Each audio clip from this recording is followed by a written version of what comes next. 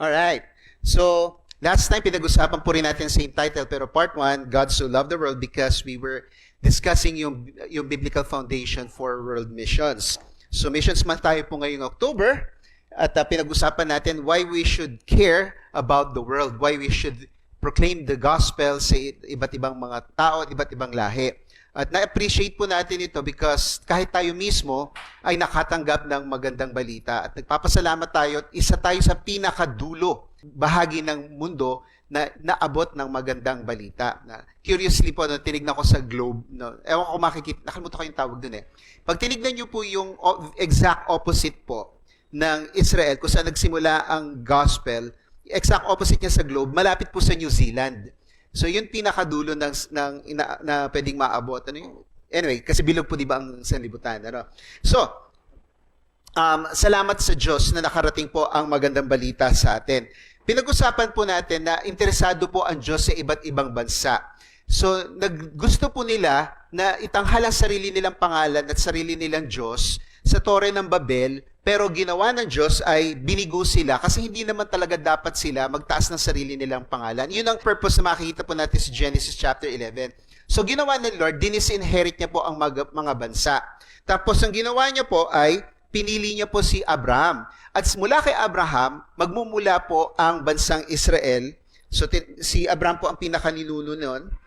At tinawag po ng Diyos ang bansang Israel para sila po ay maging mga kingdom of priests and a holy nation para sa Diyos. So hindi lang po isang tao ang bayani gaya ni Abraham, kundi isang bansa na magiging modelo na kung saan sila yung magiging paraan ng Diyos na maibalik muli ang mga bansa na gusto ni Lord na mapapunta sa Kanya. Kasi nga doon sa Tore ng Babel, doon sila nagrebelde. Alright? Tapos, syempre po, magmula po doon sa Israel, lumabas po ang Mesiyas na siyang bayani na naman po, magmula sa isang tao. Tandaan nyo, pinakita po natin yung pattern, magmula sa isang tao. Kay malaki Adan, tapos pinatay si Abel, andito naman si Seth, si Noach, si Abram, Yitzhak at Yaakov. Tapos ngayon naman ang Panginoong Hesukristo, ang pinaka-ultimong sugo ng Diyos magmula po sa langit. At last time, pinagpaliwanag po din natin na yung maigsing mission na binigay ng Diyos para sa Kanya ay para lang pamuna po sa bansang Israel. Pero nung siya ay pinatay at muling nabuhay, kinomission niya po yung kanyang mga alagad na sila na ang bahala sa pagdadala ng magandang balita sa mga tao sa labas ng Israel at sa mga hindi Israelita. So basahin po natin yung pinakahuling verses po ng Gospel of Matthew. Tagalog lahat po tayo ngayon. Mateo 28, sabayan niyo po ko. Lumapit si Jesus at sinabi sa kanila, ang lahat ng otoridad sa langit at sa ibabaw ng lupa ay ibinigay na sa akin.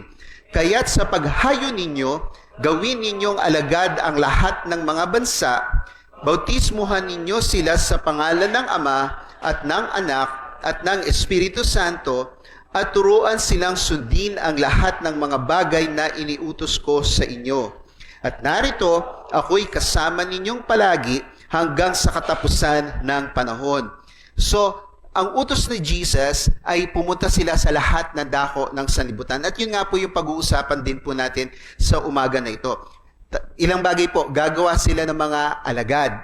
Okay? Tapos babautismuhan at tuturuan maging masunurin. Hindi po mga pasaway. Alright po? So, sa bagay na pinangako ko po sa inyo last week, pag-uusapan po natin yung pang-apat, which is the empowerment of the Spirit on the church. Kasi po makikita po natin sa Acts chapter 2, dito bumaba ang Espiritu Santo ng Diyos at binigyan po sila ng kapangyarihan na kakailanganin nila para sa kanilang pagtupad ng kanilang misyon. Ang isa po nakapagtataka po dito kasi kung paano nag-manifest ng Holy Spirit sa kanila. Kung matatandaan niyo po nung binautismuhan po ang Panginoong Hesukristo, hindi po siya binautismuhan ni Juan Bautista para magsisi sa mga kasalanan. Wala pong kasalanan si Jesus. At makikita niyo po doon sa pagbautismo sa kanya, may kakaibang nangyari. Hindi katulad po doon sa mga ibang nabautismuhan, wala pong himalang nangyari.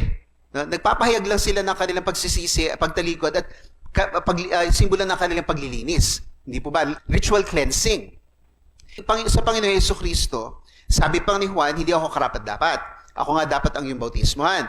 Tapos, bumukas ang langit, bumaba ang Espiritu Santo sa kanya, at nagsalita ang mula sa langit, at sabi niya, ito ang aking anak na aking kinalulugdan, siya ang inyong pakinggan. Alright? So, dagi sila nakikinig kay Moises, ngayon makikinig na ngayon sila sa Panginoon Jesucristo.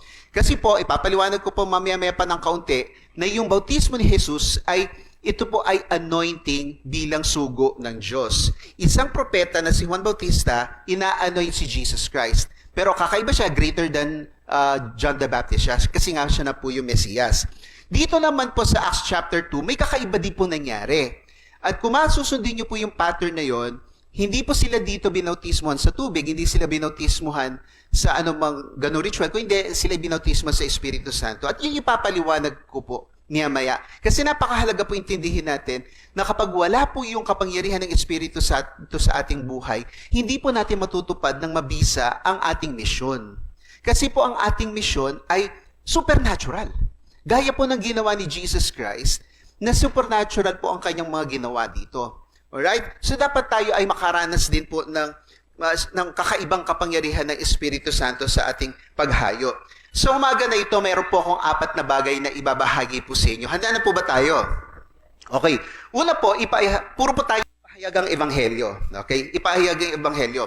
Nakafocus po tayo kasi yun po ang pinakasusi sa mission natin. Ipahayagang ebanghelyo bilang mga sugo ni Jesus. Naalala ko po, nung ako po yung nagba-Bible study, siguro buhay pa po yung Bible study na yun, dito po sa may Binondo, alam ko po yung may-ari ng kumpanya, company Bible study po yun, yung kanyang kapatid ay isang iglesia ni Cristo.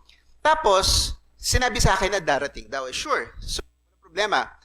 Naganda ako kasi alam naman yung mga technique nila. Tapos, pagdating doon, dahil ginagawa ko po ay verse by verse na pag-aaral ng salita ng Diyos, hinahamon ako. O, sige, walang problema. So, sabi ko, sige, paghandaan natin next week. Magpipresenta ako ng aking gusto kong idebatihin. O, sige, sabihin ko, yung mga natin, yung mga trabahador dito, sila ang audience. Sila ang huhusga kung sino po ang kanilang paniniwalaan. Sa banda huli, sila ang makapagsasabi kung sino ang kanilang paniniwalaan. Alright, so ganon, naghanda po ako. Tapos, pagdating ng next week, nagpresenta ako ng aking paniniwala.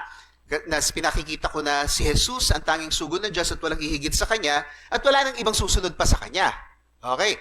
Pinakita ko din na hindi po pwede yung kanilang founder ay maging anghel ng Diyos, sugo ng Diyos, at pinakita ko pa na sablay pa po yung kanilang guro. Hindi katulad ng Panginoon Jesus, magmula sa simula pa lang, alam niya na siya na ang Mesias, eto, na-discover niya lang, ganon. Anyway, so pinagandaan ko po, at syempre, nakita ng mga tao na talagang walang alam yung mga, nangyari po noon 4 verses 1. Hindi ko po ito kinukwento bilang pagmamebang. Pinapakita ko lang po na pag ikayo ay nasa katotohanan, hindi kayo takot, humarap at ipagtanggol ang magandang balita. No? Ngayon, isa sa mga niraise up nila doon ay ano daw ang karapatan ko na magturo ng Biblia. Siyempre, alam ko na ang patutunguhan noon. Hindi kasi ako sinugo ng kanilang pastor o sino mang leader sa kanila. Ang may karapatan lang magturo ay syempre yung galing sa kanila. Syempre, hindi kabilang sa kanilang grupo ay hindi pwede daw magturo ng salita ng Diyos. Natural yun, naintindihan ko kung bakit gano'n ang kanilang argumento. Pero sinabi ko, ang salita ng Diyos ang magsasalita sa atin. Yun ang katotohanan. Okay? So, kung gusto mo pag-usapan kung saan akong galing, sinabi ko, ako ay isang ordained na minister.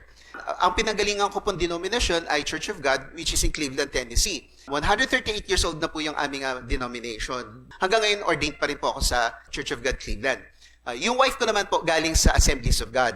So, yung denomination namin, 138 years old. Ang Assemblies of God is 110 years old na rin po. Parehong galing sa Amerika. Pareho silang classical Pentecostal denominations. So, ang sinasabi ko po, ang Diyos ang nagtalaga sa atin. Kung tayo ay magngangalan salita ng Diyos, ang pagbabatayan natin yung Biblia.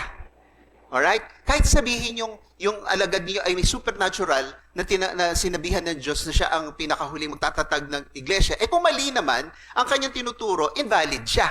Ayan ang sasabi. So tayo mga kapatid, hindi dapat tayo matakot dahil mula sa salita ng Diyos, ang batayan po natin kung bakit tayo nangangaral. Ang Cornerstone Community Manila at ang buong na to at anumang na sumasalig sa salita ng Diyos ay may karapatan kasi ito yung pinagbabatayan natin. Hindi natin kinakailangan makatanggap na supernatural na speech from the Lord para sabihin, ikaw, pwede ka isugo, yung iba hindi po pwede. Hindi po yung kinakailangan ganon. So ito nga po yung kinote natin kanina. Ang gusto kong ipunto po dito, ay si Jesus Christ, pagkatapos niyang mapatay at muling nabuhay siya, sabi niya, ang lahat ng otoridad ay nasa akin na. Tapos tayo ay sinusugo ng Diyos base sa authority ni Jesus Christ. Natandaan niyo po, bago po siya ipahamak doon sa huling linggo niya, iyan din yung tinanong sa kanya ng mga kalaban niya. Anong otoridad na para ikay magsalita ng salita ng Diyos? So sabi niya, okay, sasagutin ko yung tanong niyo kung sasagutin yung tanong ko. Yung bautismo ni Juan, saan ba galing yun? Sa Diyos ba o hindi? Naipit sila, di ba? Sabi niya, kung hindi nyo masagot, hindi ko rin sasagutin. Pero obviously, si Juan Bautista na nag-anoint kay Jesus Christ ay galing sa Diyos, si Jesus mismo ay valid na isang lingkod ng Diyos. Yun po yung pinupunto natin. At ngayon, si Jesus na nagtalaga sa atin, dahil sinabihan niya na humayo kayo, gumawa kayo ng mga alagad, tinutupad lang po natin ang salita ng Diyos. Hindi natin kinakailangan ng direct revelation. Yun po yung pinupunto natin na sasabihan tayo.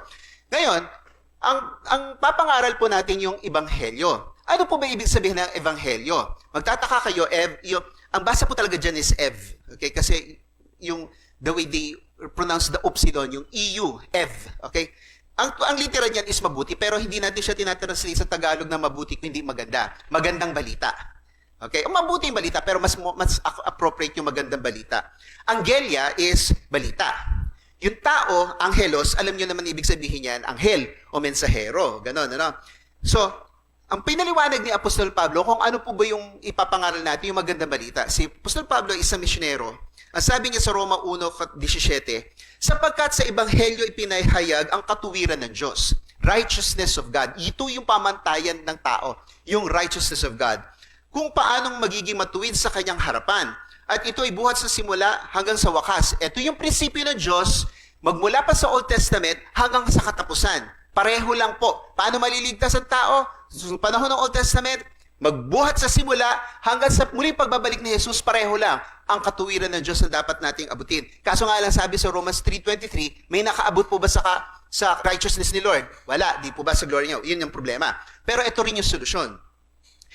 Ay sa pamamagitan lamang ng pananalig o pananampalataya. Gaya ng nasusulat sa Old Testament, sa pamamagitan ng pananampalataya, mabubuhay ang matuwid.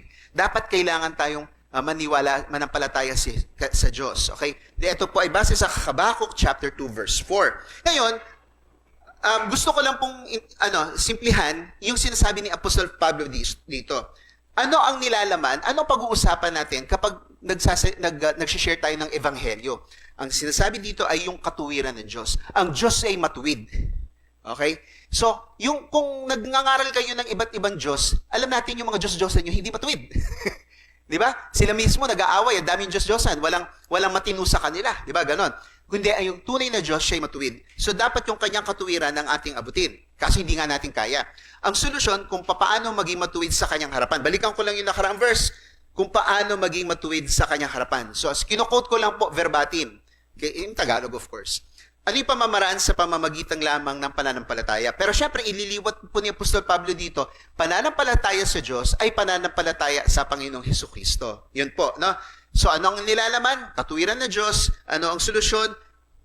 Paano maging matuwid sa kanyang harapan sa ang pamamaraan manalig kay Jesus Christ. Okay, sana po maliwanag po sa inyo doon. Mas ipinaliwanag pa ni Apostol Pablo ito sa Romans chapter 10 verse 8. Ngunit ano ang sinasabi nito? Quote niya Old Testament. Malapit sa inyo ang salita, nasa inyong bibig at nasa inyong puso. Ang gusto ni Paul ay mayroong verbal declaration. Okay? Ito ang salita ng pananampalataya na aming pinapangaral. Ito yung ebanghelyo. Sapagkat kung ipahahayag mo sa pamamagitan ng iyong bibig, kasi nabanggit yung bibig doon sa verse 8, na base sa Deuteronomy chapter 30 verse 14. Kung ipapahayag mo sa pamamagitan ng iyong bibig na si Jesus ay Panginoon at sasampalataya ka. So, ito yung external, yung pagpapahayag, yung internal pagsampalataya. Ng buong puso, na binuhay siya muli ng Diyos mula sa kamatayan, ay maliligtas ka. So, ito yung solusyon. Okay? So, sabihin natin ipahayag. Sabihin natin sumampalataya. Ayun. Okay. So, ang resulta nito ay kaligtasan. Tuloy po natin sa verse 10. Sapagkat sumasampalataya ang tao sa pamamagitan ng puso tungo sa pagiging matuwid. Sabi natin kanina, katuwiran ng Diyos. Hindi po ba? Sa pagmagitan ng matuwid at nagpapahayag, inulit niya na naman yung pananampalataya at pagpapahayag sa pamamagitan ng bibig tungo sa kaligtasan. Okay, nasusundan po ba natin? Ito yung paraan natin. Bakit pinapahayag? Gaya po ng napaliwanag ko last time, ito po ay isang panunumpa. Diba? Tayo nanunumpa tayo sa Watawat, nanunumpa tayo sa Pilipinas. Diba? Pag ikaw ay naging citizen ng ibang bansa, kinakailangan mo manumpa. Hindi po ba ganon? Yung mga sumasali sa mga organisasyon, nanunumpa sila. Yung mga tinatalaga bilang pinuno ng isang organisasyon, nanunumpa sila. Ang Pangulo, pag siya ay na-elect, kinakailangan niyang manumpa. Ganito rin po yung sinasabi. Sinasabi sa kalusulatan, verse 11, ang sino mang sumasampalataya sa Kanya ay hindi mapapahiya. Ibig sabihin, pakikinggan ng Diyos. Ganon kabait ang Diyos. Kapag ikaw ay sumampalataya sa Kanya, hindi ka mabibigo. Walang pagkakaiba ang Hudyo at Griego sapagkat iisa ang Panginoon ng lahat. At siya'y mapagpala sa lahat ng tumatawag sa Kanya. So ito'y paraan ng pagtawag sa Diyos. Napakasimple, hindi po ba? Itong pagtawag na to, ito'y pattern na sa Genesis 4, 12 at marami pa. Ano to Genesis chapter 4? Nung pinatay si Abel, ang ipinalit ng Diyos si Seth. At makikita nyo doon sa huling bahagi ng Genesis 4, ito po yon. And men began calling on the name of the Lord. Sa tamang Diyos sila tumatawag. Hindi katulad sa Toring Babel, gusto nila sariling ngalan nila. Pero sa Genesis 4, ngalan ng Diyos. Alright? Ito din sa Genesis 12. Abraham began calling on the name of the Lord. Genesis 13, Abraham built an altar and called on the name of Yahweh. Chapter 16, chapter 21, chapter 26. Si Yitzhak at si Jacob. Lahat sila sa Yahweh tumawag. Hindi sila tumawag kung kanino man. Sa tamang Diyos dapat tayo tatawag. Naniniwala po ba kayo doon? Amen. So, yun yung unang punta natin. Ipahayag ang Ebanghelyo bilang mga sugo ni Jesus. Ito ang hamon ko po sa inyo na dapat nating isipin ngayon. Kung tayo ay sinugo ng Diyos, alam mo ba kung paano ipapaliwanag ang Ebanghelyo? Yung iba ang style nila, gaya ng tinuturo sa atin dito, yung fan, yung bridge illustration. Si Jesus Christ ang nagtatawid sa atin mula sa kamatayan patungo sa buhay na walang hanggan. Yun, isang magandang paraan yun ng pagpapaliwanag ng Ebanghelyo. Pinagbayaran ni Jesus ang ating mga kasalanan. Basta ang mahalaga dito, alam mo yung pag-uusapan at may papaliwanag mo sa kanya yung solusyon na tanging si Jesus ang solusyon sa ating mga kasalanan. Amen po ba? Malakas na ba ang loob mo dahil sinugo ka na ng may otoridad sa buong langit at lupa? Sino may otoridad sa buong langit at lupa? Si Jesus. Kaya, kung ikay sinugo, sumunod ka. Sinabihan ka. Hindi yung pabaya ka sa ginagawa mo. Ano, imaginein mo, halimbawa, tinalaga ka bilang secretary ng ganitong department. Kasi hindi ka tatrabaho. Wala kang ginagawa. Ba't ka pa itinalaga doon, di ba? Naniniwala sa'yo, ang nagtalaga sa'yo, na kaya mo gawin yung trabaho. At gagawin mo talaga yung trabaho. At magaling ka magtrabaho. Ganon din po tayo. Kung sinugo tayo ni Jesus, inaasahan niya tayo na alam natin kung paano dadalhin ng taong makasalanan na gapos sa kasalanan, na bigo, na wasak ang buhay dahil sa kasalanan, at kung paano siya itatawid sa Diyos. Kung you can draw from your own experience kung paano ka naging wasak, paano ka binigyan ng Panginoon ng bagong buhay, kung paano ka binago ng Diyos, pwede mong gamitin yon. Pero gagamit tayo ng salita ng Diyos at gagamit tayo ng sa kwento natin na ang Diyos talaga ay nagbabago ng buhay, na ang Diyos talaga ay nagpapatawad at ikaw ay pwedeng magkaroon ng bagong simulain sa buhay. Amen po ba? Ngayon, alam mo bang malaking bagay ang pagsunod mo sa Kristo para sa mga taong mapapangaralan ng Ebanghelyo? Imagine mo kung walang nangaral sa inyo ng salita ng Diyos. Diba? Hindi ka pa nakakakilala sa Diyos. Baka naninira ka ng buhay o sira pa rin ang buhay mo. Hindi po ba? Yun ang mahalagang bagay doon. Ikalawa po, letter B. Sabayan niyo po ko. Ipahayag ang Ebanghelyo bilang binigyang kapangyarihan ng Espiritu Santo. So, hindi lang basta sinabihan na sumugo ka, dapat kailangan mo ng kapangyarihan, ng abilidad. Ano pa yung ikaw ay isusugo kung wala ka ng abilidad? Di po ba? Ngayon, ito po yung version ni John pagdating sa kasi iba yung version ni John, iba yung version ni Luke sa Acts. Ano po? Sa version ni John, ngayon, ang isa po sinasabi ng mga interpreters dito, ito po ay sa mga alagad lang, okay? Sa mga alagad lang, okay? John chapter 20. So, muling nabuhay na si Jesus Christ, okay? Muling sinabi ni Jesus, kasi bigla siya nagpakita sa mga alagad niya, no? Yun nga lang wala doon si Tomas. So, ito sinabi niya, sumayin niyo ang kapayapaan. Kung paanong isinugo ako ng Ama, isinusugo ko rin kayo.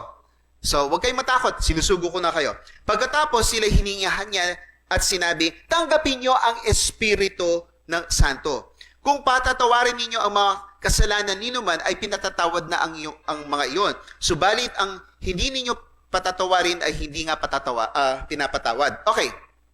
Kung ikaw ay alagad ng Diyos, susundin mo yung rules ni Jesus Christ. Hindi ka gagawa ng sarili mong rules. Okay, hindi ka tulad nito, yung kaaway ko, hindi ko patatawarin yan. Ganun ba yon? Ganun ba yon? Basta kung ano yung feeling ko. Hindi yun ang ibig sabihin dyan. May binigay si Jesus sa kanila na instruction kung sino yung patatawarin at hindi patatawarin. Ang nagsisi, humingi ng tulong sa Diyos, humingi ng kapatawaran, pwede nyo po bang sabihin sa kanila, pinapatawad ka na ng Diyos? Yes or no? Yes! Kung nagpakumbaba yun yung sinasabi nun. Kung patatawarin ninyo, kasi nag-share na kayo ng gospel, nagpakumbaba naman, di ba? O di sasabihin nyo, pinatawad kayo ng Diyos. Di ba? Kung ayaw, matigas ang ulo, pwede nyo bang i-declare, pinapatawad ka ng Diyos? Pwede nyo ba i-declare yun? Hindi, ayaw Yun ang sinasabi dito. Yung hindi nyo patatawarin, kasi kaaway ko siya. Ganun ba yun? Hindi po. Kung sino ang nagpakumbaba, susunod ka doon sa instruction ni Jesus kung sino patatawarin at hindi patatawarin. Pero mahalaga po dito, may authority sila mag-declare ng kapatawaran dahil sila ay tagapangaral. Okay, ito po yung version po ni John. Pero ito po yung sa Pentecostes na. So umakyat na si Jesus Christ. Matatandaan po natin, panahon ng Passover, usually end of March yan, around March, minsan inaabot ng April. Tapos, after 3 days muli nabuhay siya, nagtatili po siya ng 40 days, 50 days mula Passover to Pentecost, sabihin natin mga 1 week, around that much. After ascension ni Jesus Christ, about a week, another major feast, balikan na naman sila sa Jerusalem, andun sila sa Pentecost, panahon ng pag-aani. Ito yung event na nangyari doon, okay? Ito yung sabi nila, hindi pa yung Pentecost, sa chapter 2. Dito sa chapter 1, akit na siya ng langit. Iiwan niya na, okay? Kasi tapos na yung mission niya kasi. Gawa 1:8. Sa halip tatanggap kayo ng kapangyarihan pagbaba sa inyo ng banal na espiritu. Sa John chapter 20 yung kanina binasa natin, kakabangon lang ni Jesus magmula sa pagkamatay. Hiningahan niya sila ng Espiritu Santo. Okay? Ito naman, sabi niya tatanggap kayo ng banal na espiritu. Okay? At kayo'y magiging mga saksi ko sa Jerusalem, sa buong Judea at Samaria hanggang sa dulo ng daigdig. Okay? Napakahalaga ng bagay na ito kasi again, hindi nila matutupad yung Matthew 28 na humayo kayo kung wala silang kapangyarihan ng Espiritu Santo. Ngayon, isipin niya, ako ba may kapangyarihan ng Espiritu Santo? Ganon. Okay, medyo magpapaliwanag ako mamaya. So, ito na yon. So, sabihin natin after a week. Mga gawa 2. Pagsapit ng araw ng Pentecostes, nagtipon silang lahat sa isang lugar. Kasi they were seeking the Lord. They were praying. Biglang nagkaroon ng isang ugong mula sa langit, gaya ng isang napakalakas na hangin at napuno nito ang bahay na kanilang kinaroroonan. May nakita silang tila mga dilang apoy, dila as in tongues, no? Na nahahati at lumapag sa bawat isa sa kanila. So imagine niyo yun, no? From heaven, biglang may dumaan. Ang maaaring sabihin nating something similar na incident, alam niyo yung kwento ni Elijah, nung nagpe-pray siya na, Lord, i-consume niyo yung offering. Tapos may biglang apoy na mula sa langit, kinonsume yung offering. Parang something like that. Pero ang sabi dito, pagkababa, magmula sa isa, si Jesus, di ba, yung Holy Spirit dumako sa kanya, na bumukas ang langit, nung binabautismo siya ni Juan Bautista, bumukas ang langit, bumaba sa kanya yung Espiritu Santo, at nagsalita ang Ama, ito ang aking anak na aking kinalulugdan, siyang pakinggan nyo. Ito naman, na-distribute sa kanila. So each one of them received. Ito yung sinasabi nating anointing nila. Okay? Yun ang mahalaga doon. Di lang ang pinahati na lumapag sa bawat isa sa kanila, na puspos silang lahat ng banal na espiritu. So something miraculous happened sa kanila. At nagsalita sila ng iba't ibang wika, nagmanifest. Ito ay isang reminder of what happened in Numbers chapter 11. Hindi ko na po sinunod dito yung Numbers chapter 11. So basically, ano yung nangyari sa Numbers 11? Nabibigatan na si Moses sa trabaho na binibigay sa kanya. Sa lahat ng kaasikaso, lahat ng kaso, lahat ng problema. So ang ginawa ng Diyos ay tawagin mo yung inyong mga elders. So 12 tribes, tapos 72 ang lahat ng elders. Sabi ng Diyos sa kanya, tumayo ka doon sa gitna nila, kukunin ko ang kapiraso ng Espiritu sa iyo at ibibigay ko sa lahat ng elders. Ano nangyari sa kanila? Ginawa nga ni Moises yon, So kinuha ng Diyos, 70 ang napunta doon. Lahat sila nagpropesiya. Lahat sila nagpropesiya. Ngayon may dalawang absent. Si Eldad at si Medad. Tapos sabi nung, uy, hindi sumama yung dalawa. So 70 lang yun nandun. Hindi sumama, pero may nakapansin, sila din nakatanggap. Pigilan nyo sila. Sabi ni Moises, kung pwede nga lang lahat kayo makatanggap ng Espiritu ng Diyos. Hindi lang itong mga 70 elders or 70 plus 2 elders kasi kasama naman dapat talaga sila doon. So, iyon yung natupad yon dito. Kung po pwede lang lahat. Tapos, nung nangyari ito, sabi ni Pedro, kinote niya si Joel. Sabi sa Joel chapter 2, ibubuhos ko, sa Old Testament po yon, ang aking espiritu sa lahat ng tao. So, simula sa kanila lang muna, tapos dahan-dahan ng binuhos ng Diyos ang kanyang espiritu sa iba pang tao. Ano yung manifestation talaga sila ay nakatanggap? So, minakita sila na dumapo sa bawat isa sa kanila, tapos nagsalita sila ng iba't ibang wika ayon sa kakayahang magpahayag na ipagkaloob sa kanila ng Espiritu. Okay, ito ay supernatural. So, ito yung sinasabi natin speaking in tongues. Okay? Konting paliwanag lang po. Ang speaking in tongues ay hindi iniimbento. Kapag kayo nakakita ng tao na naging speaking in tongues daw siya, pero parang iniimbento, huwag kayo maniwala doon. Ano, kahit ng Diyos, kapag nag-imbento ka ng ulo, baka siya hindi niya maintindihan yung sinasabi mo. Kasi dapat ang speaking tongues, binigay ng Diyos sa'yo. Siya nagbigay sa'yo. Hindi siya yung uunawa pa sa'yo. Di ba? Bakit nga naman, sa dami-dami ng himala na ibibigay ng Diyos, bakit speaking in tongues? Ano bang kahulugan nun? Tignan natin yung mangyari. Ngayon, konting pangunawa lang po mga kapatid. Hindi nyo kinakailangan maniwala sa sinasabi ko sa inyo in a sense. Pero hango po ito sa isang Biblia. Gaya po na sinabi ko sa inyo, ako po ay may pinagmulan.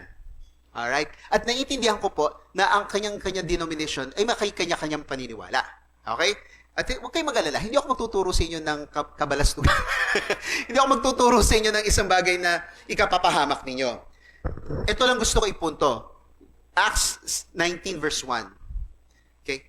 Pag kayo ay na-born again, pag kayo ay binigyan bagong buhay, nananahan sa inyo yung Espiritu Santo. Okay? May bagong buhay kayo ng Espiritu Santo. At dapat kayo lumakad sa kabanalan ng Espiritu Santo. Alright? Ngayon, ibang usapan yon yung ikay mabubuhay ng kabanalan at ibang usapan itong Acts 19. Alright? Ito sa Acts 19, galing na si Apostol Pablo sa Efeso. Okay? Habang nasa Corinto si Apollos, tinahak naman ni Pablo ang iba't ibang dako ng lalawigan hanggang siya'y makarating sa Efeso. Sa Efeso ay west ng modern-day Turkey. Yun yung pinakita ko sa inyong picture last night. May natagpuan siya roon na ilang alagad. Kasi nangaral siya doon, pero saglit lang siya, parang 3 days lang yata siya doon, umalis na siya. Pero kumalat yung magandang balita. Sila'y tinanong niya, tinanggap niyo ba ang Espiritu Santo nang kayo'y sumampalataya? So sabi ni Pablo, alam ko na nanampalataya na kayo, alam kong born again na kayo. Alright? Pero parang may kakaiba sa inyo, may kulang. Kaya tinanggap niyo ba? Nangangaral kayo, that's good. Pero parang wala kayong kapangyarihan. Nagtataka siya, ba't may kakulangan? Hindi namin narinig na may Espiritu Santo pala, tugon nila. Okay, verse 3. Kung gayon, anong uri ng bautismo ang tinanggap ninyo? Tanong niya. Bautismo ni Juan, yung sa tubig, yung pagsisisi, tugon nila. Kaya sinabi ni Pablo, binautismo ni Juan ang mga nagsisi at tumalikod sa kasalanan. Understood? Alam po natin yon, di ba? Meron pa po ba sa inyo hindi pa nababautismo sa tubig? Kung hindi pa, lapitan nyo po ang leaders natin dito at i-confirm na kayo nananampalataya sa Diyos at kayo dapat mabautismahan. Alright po ba yun? Pwede tayo mag-arrange ng ganyang bagay, lalo na pagbalik po ni Pastor Joko. Ipinangaral niya sa mga Israelita na sila'y sumampalataya kay Jesus. Ang dumarating, nakasunod niya. Good! Na-accomplish niya yung isang step na yan. Verse 5. Nang marinig nila yon, nagpabautismo sila sa pangalan ng Panginoong Jesus. Okay, so iba yung kay Juan, ito yung sa Panginoon Jesus. Ano ba yung sa Panginoon Jesus? Nang ipatong ni Pablo, hindi siya gumamit ng tubig. Ano lang ginawa niya? Ipinatong ang kanyang kamay sa kanila. Bumaba sa kanila ang Espiritu Santo at sila'y nagsalita ng iba't ibang wika at nagpropesiya. Gaya ng nangyari sa Numbers chapter 11. Gaya ng nangyari sa Acts chapter 2. Na sila ay nagkaroon ng, born again na sila ay may Espiritu Santo na, pero sila ay wala pang kapangyarihan. Alright. Kaya ngayon, na-manifest sa kanilang supernatural power ni God. Humigit kumulang na 12 lalaki ang nagpabautismo. Okay, kaya ba't sinasabi kong you don't have to believe it. Kasi ako nga po, galing ako sa Pentecostal denomination. Ito po yung tinuturo namin, na hindi porket ikay na born again, ay may kapangyarihan ka na kaagad. Kinakailangan mo ng bautismo. Bautismo ni Juan sa tubig, bautismo sa Espiritu Santo. Okay? So, ipapaliwanag ko lang yung difference. Bautismo sa tubig ay seremonya ng paghuhugas ng tubig na nagpapahayag ng pagkamatay sa kasalanan. Sa Romans chapter 6 po ito, nung inilublob ka sa tubig, yun yung kamatayan mo sa kasalanan. At nung inahon ka mula sa tubig, yun yung may bagong buhay ka na para sa Diyos. Ito ay pagpapahayag ng pagpapakumbaba sa Diyos at pagsisisi sa mga kasalanan. Understood natin yon, di ba? Okay. Yung bautismo sa Espiritu Santo, kakaiba ito. Base ito doon sa binanggit kanina lang sa previous slide. Ay pagtatalaga para sa misyong magpahayag ng Ebanghelyo kasi kinakailangan nyo ng kapangyarihan. Sa pagpatong ng kamay ng isang alagad, nakukumpirma ito sa pamamagitan ng mahimalang pananalita, propesiya o pagsasalita ng wika. Ngayon, ito ay pinagtatalunan. Binibigay pa ba ng Diyos ang pagpopropesiya at pananalita ng iba't ibang wika? Hindi ko na po i-discuss ngayon yan. Pinapaliwanag ko sa inyo, ayan ay pinagtatalunan. Ang sinasabi ng iba, yung sa initial lang po yun. Sa initial lang. Not necessary, ikaw kinakailangan ka rin magsalita ng iba't ibang wika. Pero pag-uusapan natin, mamaya-maya, bakit yun ang binigay na Diyos na himala? Alright? So, ano ang baptism in the Holy Spirit? English sa taas, Tagalog sa baba. The baptism in the Spirit, Holy Spirit, is anointing, assigning, and commission to the ministry. So, parang kanina, sinugo tayo ni Jesus. Ngayon, may binigyan pa tayo ng kapangyarihan. Yun yung dagdag. Yung letter B natin, binigyan kapangyarihan. So, ngayon, dahil may kapangyarihan ka na, responsable ka na sa iyong paglilingkod, dahil binigyan ka na ng kapangyarihan, gamitin mo. Di ba gamitin mo? Huwag kang pabaya o tamad o matatakot. Yung iba hindi nagpapahayag ng Ebanghelyo kasi natatakot sila kung ano yung sasabihin nila sa ibang tao. Tatakot sila kapag kinontra sila, paano sila sasagot? May kapangyarihan ka ng Espiritu Santo, sabi ni Jesus sa Mateo 10, huwag kayong matatakot kung ano sasabihin nyo, kahit kayo ipakulong pa, kasi bibigyan kayo ng Espiritu Santo nang isasabihin ninyo, nang isasagot nyo sa kanila. Tutulungan kayo ng Espiritu Santo. So, ayan po yung bautismo sa Espiritu Santo. Okay? So, ngayon, ang hamon ko po sa inyo ay natanggap nyo na po ba ang kapangyarihan ng Espiritu Santo? Kasi ito ang magbibigay sa atin ng bisa sa ating gawain. Nasubukan mo na bang gamitin ito sa pagpapahayag at paglilingkod? Diba?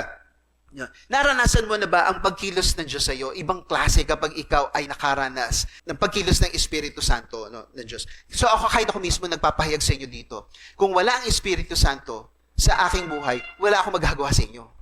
Hindi ako makapagpapahayag ng salita ng Diyos sa inyo. Hindi nyo papansinin. Pangatlo, ipahayag ang Ebanghelyo mula sa Jerusalem hanggang sa kaduluduluhan ng daigdig. So kanina, si Jesus nagsugo sa atin, binigyan tayo kapangyarihan ng Espiritu ngayon. Ngayon naman, saan tayo pupunta? Kaya nga po tayo nagpa-plant ng mga churches sa iba't ibang lugar sa loob ng Pilipinas at sa labas ng Pilipinas kasi ito ay bahagi ng utos ng Diyos. Saan to? Babalik tayo doon sa Acts chapter 1. Sa halip, tatanggap kayo ng kapangyarihan pagbaba sa inyo ng banal na Espiritu at kayo magiging saksi ko at tignan nyo yung pattern. Mula sa Jerusalem, kasi doon sila nakatanggap ng Espiritu Santo, sa buong Judea at Samaria, so ang Jerusalem, yun yung city, napapaloob siya sa loob ng Judea. Yung isa pang kabahagi nila sa north, ay yun ang Samaria at yun ang Samaria. Hanggang ngayon, pag nakikita nyo sa mga balita, ang tawag po ng mga Israelita sa kanilang lugar, Judea and Samaria. Tingnan nyo lang sa mga balita, yun ang tawag nila. No? Hanggang sa dulo ng daigdig. So makikita nyo, magmula kung nasaan kayo, kung ano yung mas malapit sa inyo, hanggang sa makarating kayo sa kaduluduluhan. Yun ang pattern. Napakasimple lang naman po. Walang komplikasyon doon. Ano po? Hindi naman mahirap intindihin yung bagay na yun. Ngayon, sa pangangaral ng salita ng Diyos, maliwanag po kasi ang mga unang nangangaral ay mga Hudyo. Si Pedro, yung mga 12 alagad, si Pablos, sila po yung mga Hudyo. Kaya ang pinakikita niya dito, ito, Roma 1:16, alam niyo po mga Hudyo para mga Pilipino, kalat-kalat sa iba't ibang bansa. Mga Chinese, ganun din po ba? Kalat-kalat sila sa iba't ibang lugar. Ano po? Hindi ko ikinakahiya ang Ebanghelyo sapagkat dito ang kapangyarihan ng Diyos sa ikaliligtas ng bawat sumasampalataya. Unay sa mga Hudyo at gayon din sa mga Griego. Ano ang pamantayan ng Diyos sa mga Hudyo? Yun din ang pamantayan ng Diyos sa mga hindi Hudyo. Ibig sabihin, walang pagkakaiba. Inuuna lang ang pangangaral sa mga Hudyo. Ganyan din sa chapter 2 sinasabi, pagdurusa at pighati at ang daranasin ng bawat taong gumagawa ng masama. Kung ayaw nyo talaga magsisi, yan ang matatanggap mo, pagdurusa at pighati. Una, ang mga Hudyo at gayon din sa mga Griego. Pareho ang parusa sa Hudyo at Griego. Subalit karangalan, kapurihan, kapayapaan naman sa bawat gumagawa na mabuti. Ano mas gusto nyo? Pagdurusa, pighati, o karangalan, kapurihan, kapayapaan? Ano gusto nyo? Karangalan, kapurihan, at kapayapaan. Ang bawat sa gumagawa na mabuti. Una, ang mga Hudyo, at gayon din ang mga Griego. Yun ang pattern. Ngayon, tayo ay, hindi naman tayo Griego, pero parang tayo yung katumbas ng Griego. Kasi noong time na yon, Griego ang pinaka lingua franca. Ibig sabihin, ito yung salita ng lahat. Ano? Ibang salita ng isang tao, ibang salita ng tao. Ano yung islang gagamitin nilang lingwahe para magkaintindihan sila? Yung Griego. Yan, okay. Ayan yung world language noong time na yun. Ano? Anyway, so, maliwanag yung pattern. Kaya hindi ko na masyadong papaliwanag pa yun. Kasi maliwanag naman po yun. Madaling intindihin. Ipahayag ang ebanghelyo mula sa Jerusalem hanggang sa kaduluduluan ng daigdig. Ngayon, hindi ibig sabihin nito, babalik tayo sa Jerusalem, unahin natin sila, maghahanap muna tayo ng Hudyo. Nagawa na kasi yun. At hayaan natin yung iba na gumagawa na nun. Ngayon, sino aabutin natin? Kung sino man na kaya nating abutin. Hindi po ba? Sa panahon ngayon, ang daming lugar na pwede nang abutin na hindi na mahirap abutin kung tutuusin. Ang mahirap lang abutin yung mga bansang sarado sa Kristiyano. Di ba? Yun na lang. Katulad ng mga Islamic countries, katulad ng mga atheist countries, yung mga communist countries. So, atong hamon natin, hahayo ka ba? Saan ka pinapupunta ng Diyos? Isa sa mga advantage po natin, mga kapatid, tayo mga Pilipino ay marunong mag-adjust. Hindi po ba? Kung saan tayo isugo ng Diyos, marunong tayo mag-adjust. Kaya natin magsalita ng English. Hindi po ba? Kahit sabihin natin yung wala masyadong pinag-aralan na kasama ng mga kababayan natin, pero pag nagpunta na abroad, natututo. Di ba?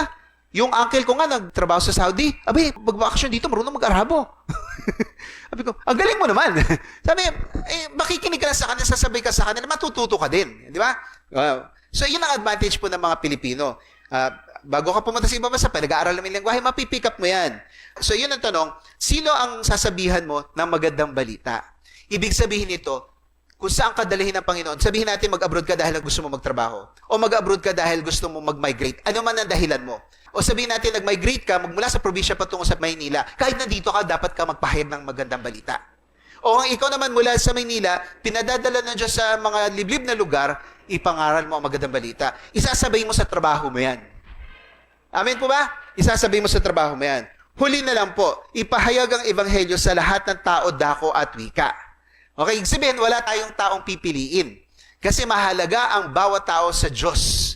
Kaya ito po ay dapat nating ipahayag.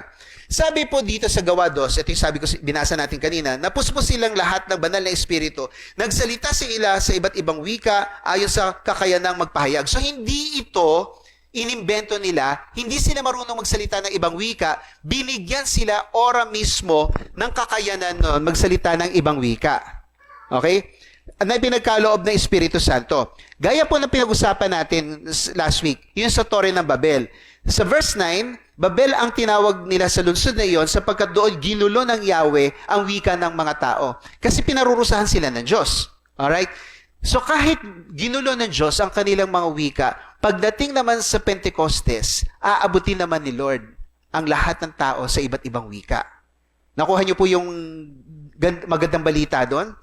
At mula ron, nagkawatak-watak ang mga tao sa buong daigdig dahil sa ginawa ni Yahweh. So, hahanapin natin ang mga taong watak-watak.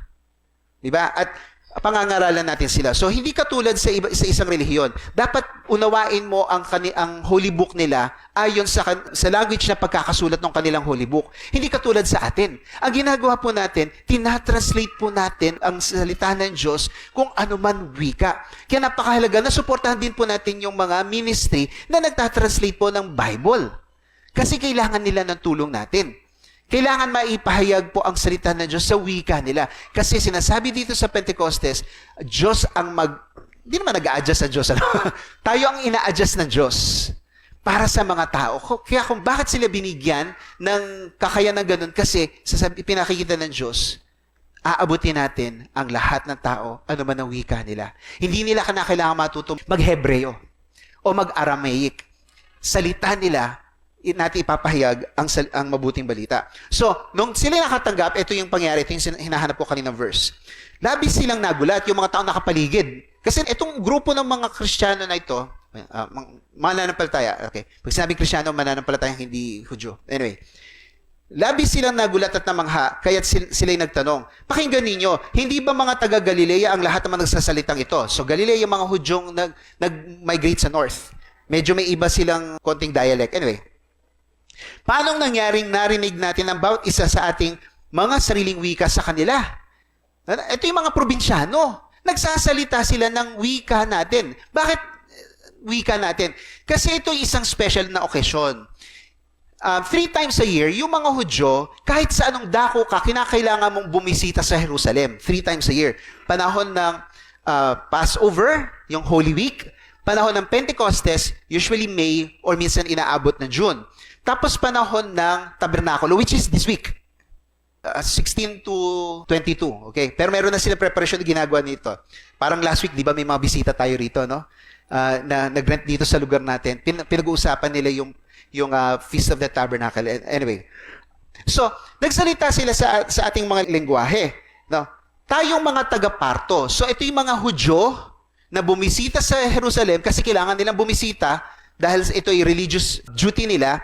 Mga Mido ay sa banda taas ng Syria, sa banda Syria, Elamita na nanirahan sa Mesopotamia, tapos sa Judea, Cappadocia ay nasa banda middle ng Turkey ngayon, Ponto at Asia, Asa is nasa west ng Turkey, mayroon din taga mga Phrygia at Pamphylia, medyo nasa gitna po yan, sa Ehipto sa south ng Israel, southwest, sa mga lupain ng Libya, sa Africa na po yan, mga sakop ng Kyrene, or Cyrene, mga pangunahing mga taga-Roma, so nasa dulong west, mga Hudyo at mga nahikayat nahikayat na maging Hudyo. So ito yung mga proselytes, mga converts to Judaism. Hindi po sila Hudyo, pero natipuhan nila ang Jewish religion, so nagpa-convert sila sa Jewish religion.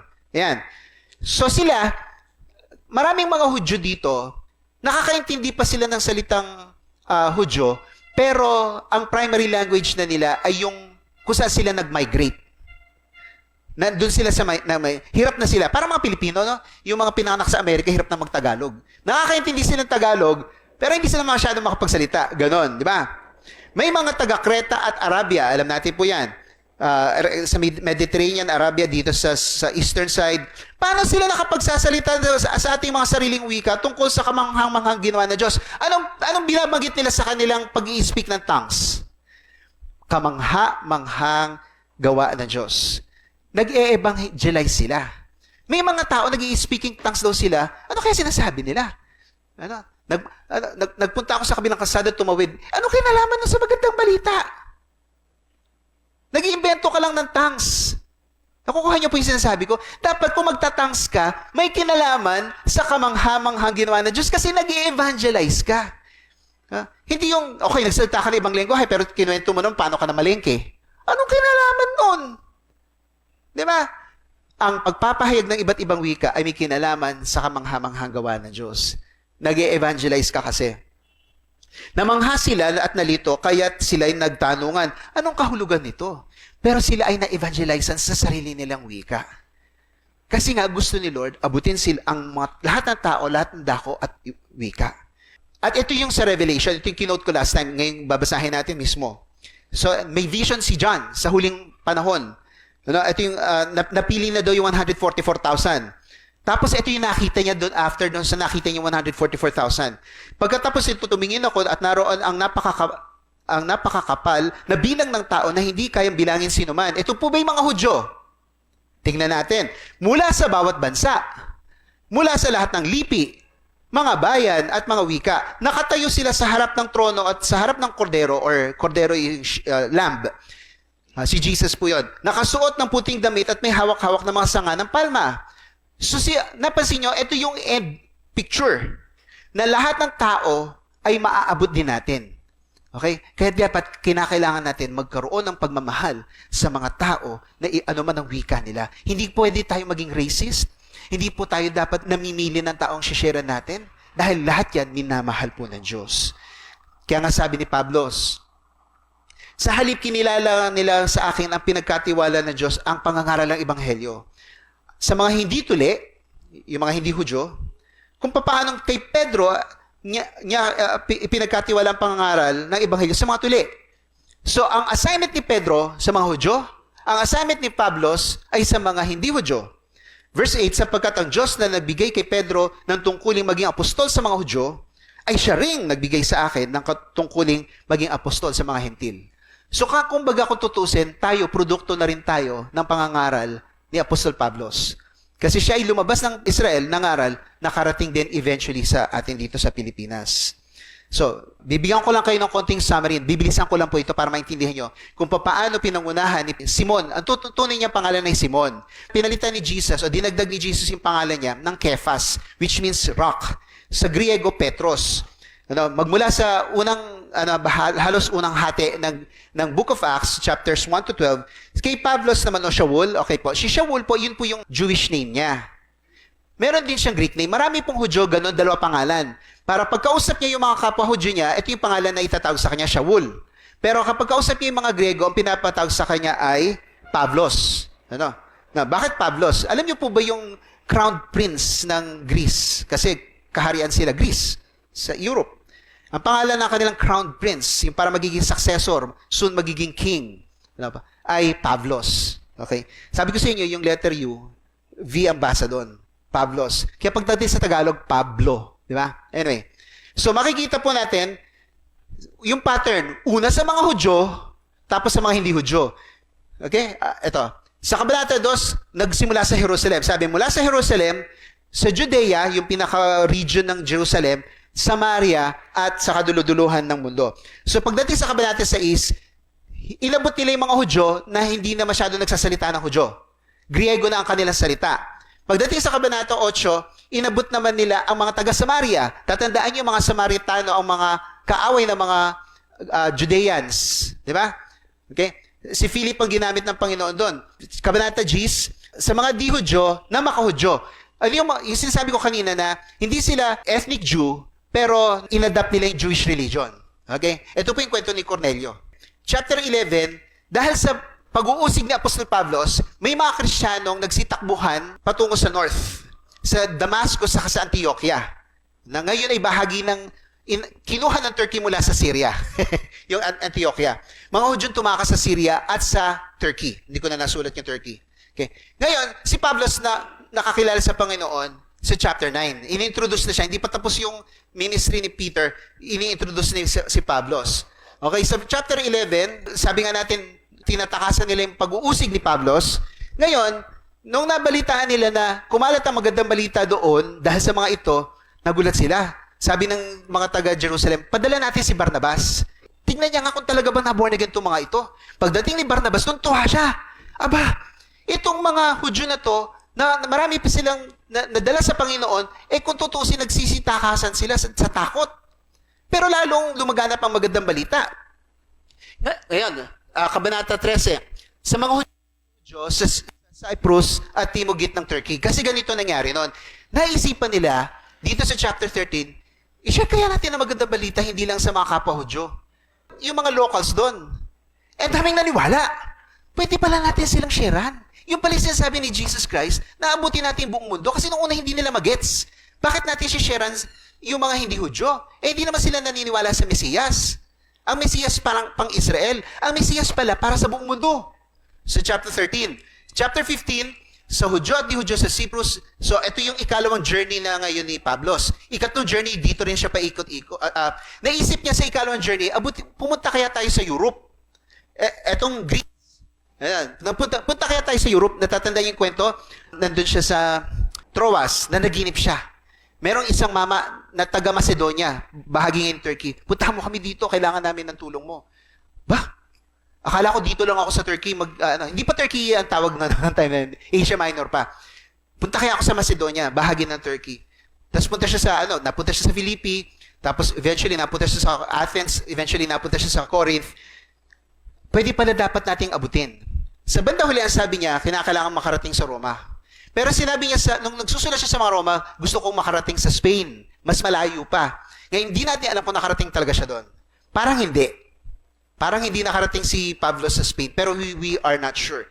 Pero ang pinapakita dito, una sa mga Hudyo, sabi sa Acts 18, gaya ng nakagawian ni Apostol Pablos, Kung saan siya mapunta, naghahanap siya ng sinagoga. Hahanapin niya muna yung mga kababayan niya. And usually, iilan lang ang naniniwala. Pag ayaw talaga maniwala, pinapagpag niya ang kanyang mga paa bilang paghatol sa mga kapwa Hudyo. Ayaw yung tanggapin si Jesus sa Mesiyas, tutungo ngayon ako sa mga locals dito. At mas marami ngayon ang tumanggap ng mga lokal, mga hindi Hudyo. Okay? Sabi ni Apostol Pablos, ako ang pinaka nagpagal sa lahat.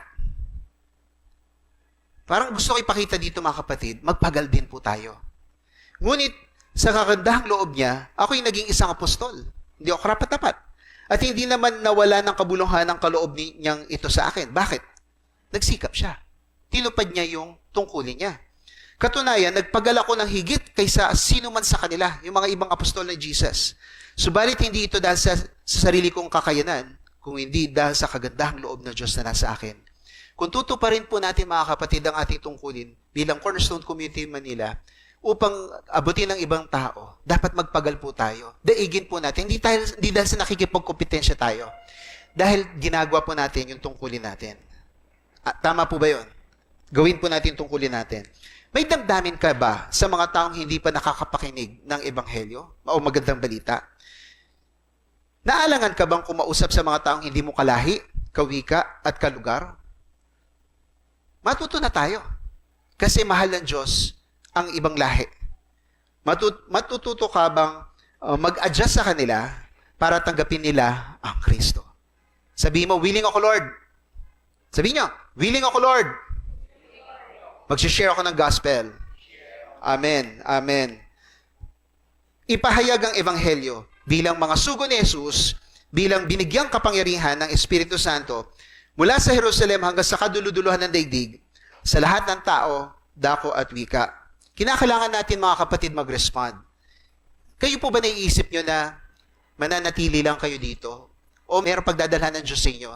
Malay nyo next year. Malay nyo next year. Ang pinupunto natin dito, kung nasan tayo ngayon, mag-practice na po tayo. Para kung sakaling sabihin ng Diyos, kayo ay humayo, handa po kayo. Napag-usapan natin last time, si Abraham tinawag ng Diyos, humayo, 75 years old. Ibig sabihin, ano man ang edad mo, pwede ka pa rin isugo ng Diyos. Hindi pa tapos ang mission mo dito sa buhay mo. Hanggat sa may hininga ka, tuparin mo ang iyong tungkulin sa Diyos. Humayo ka, ipangaral ang magandang balita nang sa gayon marami mabago ang buhay. Dahil mahal na mahal ng Diyos ang lahat ng tao. Humingi tayo sa Diyos ng kanyang grasya. Panginoon, gaya ng grasya nyo kay Apostol Pablos, siya po ay nabigyan nyo ng kapangyarihan. Hinihiling din po namin, O Diyos, kung paano ninyong binigyan kapangyarihan ng iyong mga alagad na mga ng lakas na loob ng kapangyarihan ng otoridad, na mangaral ng iyong salita, O Diyos, sa mga tao sa lahat ng dako, na iba't ibang wika, iba't ibang lahi. Gamitin nyo rin po kami. Maging ang cornerstone or maging on our own, O God, kung saan nyo kami dalhin. Dalhin nyo man kami sa ibang bahagi ng Pilipinas o dalhin nyo kami sa labas ng Pilipinas. Sa anumang dahilan, bilang mga full-time na mga missionaries or bilang mga workers or bilang mga migrante, Panginoon, hinihiling po namin, Panginoon, gamitin niyo po kami. Bigyan niyo po kami ng lakas na loob. Panginoon, hindi kami matakot, Panginoon, dahil kasama namin kayo. Dahil ang Espiritu Santo ay pinagkakaloob niyo sa amin upang kami ay makapagpahayag ng iyong salita. At dahil sa autoridad na ito, Panginoon, alam po namin na ang mga demonyo ay natatakot na sa aming gagawin. Dahil alam nila, wala silang magagawa sa kapangyarihan ninyo. Kapag ang mga tao ay nilalapit ninyo sa kanila, sila ay maboborn again. Sila ay mababago ang buhay. May mga churches na matatayo, Panginoon, at ang syudad na, Panginoon, na aming mga mapupuntahan ay makakakilala din sa iyo, O Diyos. Kung paano ninyo winatak-watak ang mga tao noon, ngayon naman yung mga watak-watak ay inaabot po namin dahil mahal na mahal nyo ang lahat ng tao. Gamitin niyo po kami, O Diyos, mapraktisan po namin ang pangangaral ng Ebanghelyo at magkaroon kami ng kapangyarihan ng Espiritu Santo upang maging mabisa kami sa pangangaral ng iyong salita. Handa kami, Panginoon, gamitin niyo kami. Gaya po ng sinabi ni Isias, Lord, here I am, Lord, send me. Isugo niyo po ako, Panginoon. Ito po ang aking hiling sa inyo sa ngalan ni Jesus. Amen at amen.